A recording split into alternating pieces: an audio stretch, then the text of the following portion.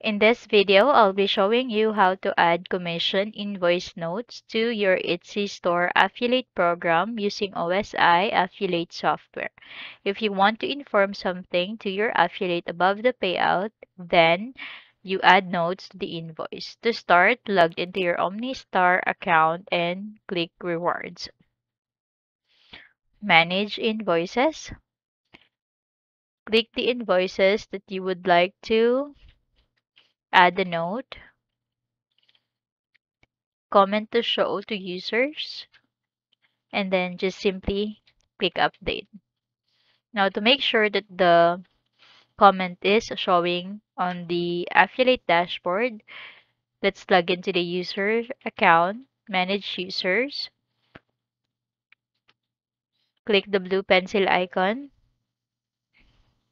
logged into the user interface for this user, my rewards, view details. So here's the comment from the administrator. Thanks for watching. Bye-bye.